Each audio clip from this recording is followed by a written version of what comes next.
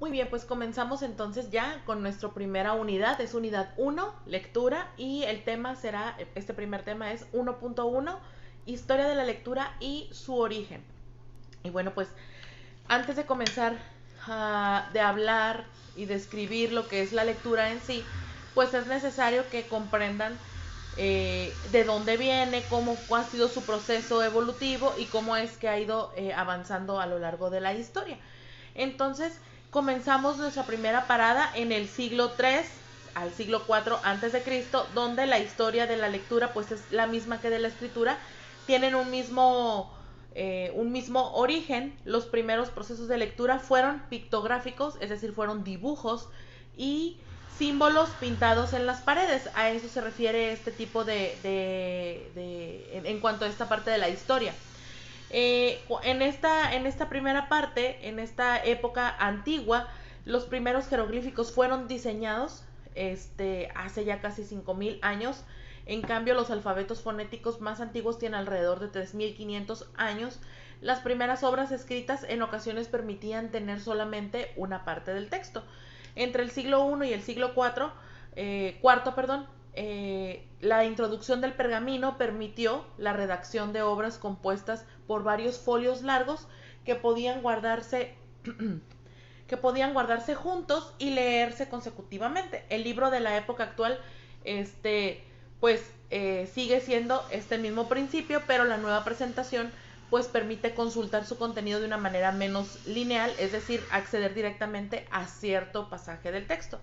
Eh, entonces, en esta parte de la historia, pues los libros eran guardados en rollos, empezaban apenas los primeros como intentos de papel, porque anteriormente pues escribían en lajas de piedra. Imagínate esto, guardar una laja de piedra pues se rompía, ¿no?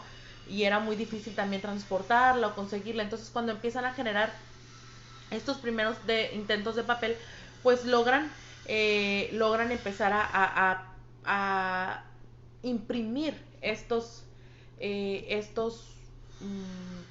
textos o estas pictogramas, y empieza ya a generarse ese proceso, ¿no?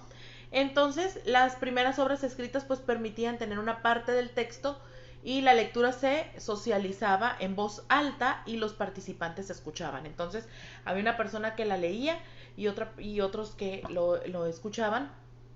La persona que lo leía obviamente debía de tener conocimientos respecto a los signos a los signos que se estaban utilizando ahí, ¿no?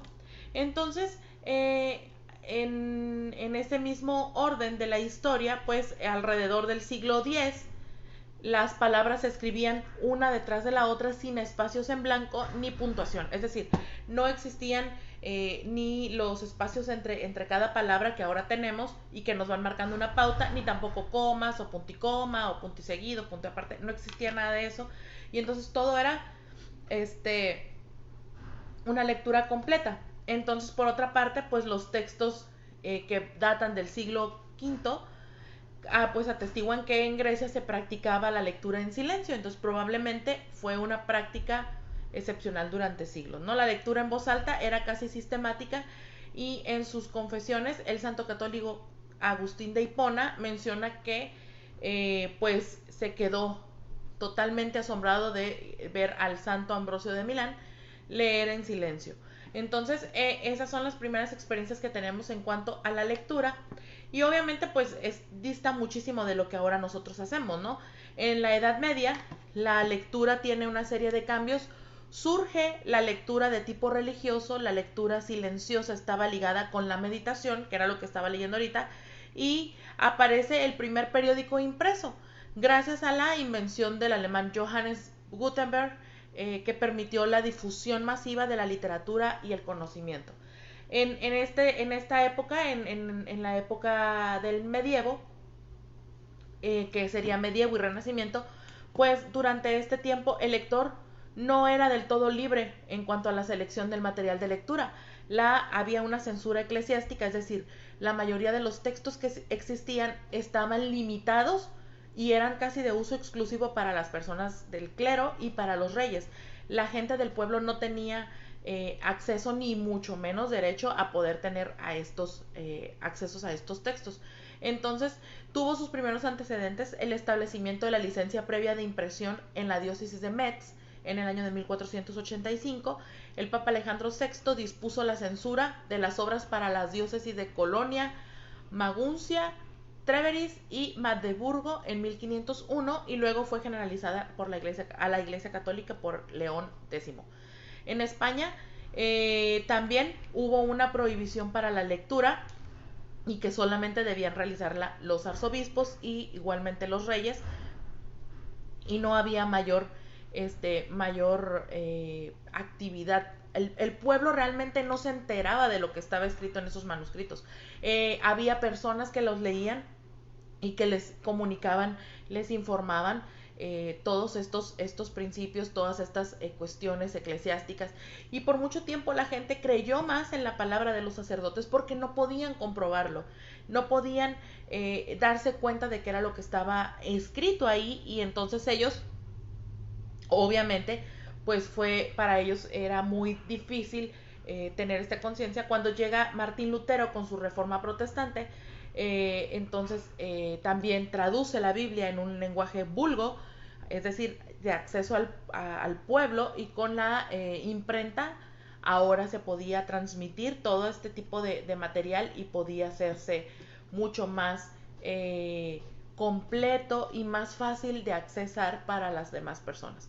En el siglo, tenemos después el siglo XV al siglo XVIII, tenemos la época de la Ilustración, y cada vez más personas se aficionaron a leer. Para atender la demanda de los lectores surgieron las principales ciudades grandes bibliotecas públicas abiertas no solo a estudiosos sino también a los curiosos, los amantes de la literatura. Entonces, al haber una reproducción a través de la imprenta de estos textos, pues obviamente la gente comienza a acudir y tratan de hacerlo de una forma ordenada y se forman las bibliotecas. En las bibliotecas pues estaban todos los textos, estaban todos aquellos documentos históricos que podían ellos consultar para poder avanzar, ¿no? En el siglo XIX al siglo XX, la lectura ha crecido en su significado y complejidad. Cualquiera puede acceder a los medios de lectura. Los teóricos investigan sobre los métodos para este proceso, y a finales del siglo XX pues se da la revolución digital, que es otro parteaguas en la historia de la lectura, porque al surgir estos mecanismos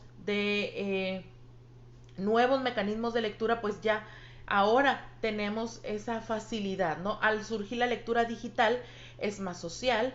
Hoy en internet, interactuamos de diversas formas a través de las redes sociales, y como señala Nicholas Carr, con las pantallas de lectura estrena una nueva etapa de la sociabilidad. Entonces surge esta época tecnológica que permite también una nueva visión de lo que se trata el conocimiento, de lo que se trata la transmisión de ideas. Entonces, por eso es que es tan importante que tanto ustedes como yo entendamos que hoy en día la lectura pues es el principal medio por el cual la gente recibe información. Si no tuviéramos acceso a la lectura, bueno, pues sin lugar a dudas que nos quedaríamos cortos en muchas de las cosas que pudiéramos a lo mejor consultar, ¿no? Ahora ya tenemos nuestra información a través de una pantalla, y esto ha sido así desde los últimos 150 años, que se ha ido avanzando día a día para establecer nuevos canales de lectura, nuevos procesos de lectura y avivar la comprensión lectora. Antes de la Revolución Industrial, la gente alfabetizada o letrada era un pequeño porcentaje de la población en cualquier nación. Hoy por hoy tenemos muchísimos mecanismos con los cuales podemos consultar, no nada más en un texto, sino ahora también a través de nivel virtual, información de todo el mundo, que nos va a permitir pues poder meternos en esta nueva aventura, que es la aventura tecnológica, y que nos pone a la vanguardia. Tenemos ahora información global, tenemos ahora información disponible las 24 horas del día sin restricciones, salvo algunas excepciones, pero en general no tenemos restricciones para la información. La única restricción es que tú y yo no queramos consultarlo. Entonces, como pueden darse cuenta, ahora tenemos bibliotecas virtuales, comunidades virtuales, bitácoras web, sitios web, tenemos blogs, tenemos revistas electrónicas, tenemos el hipertexto, tenemos correos electrónicos, ebook o libros electrónicos, en fin, tenemos muchos elementos que podemos utilizar para la lectura correcta de nuestros textos, ¿ok? Y esa sería básicamente la historia de la lectura a grandes rasgos. Muy bien, chicos, entonces cierro este primer tema y doy paso al tema número 2.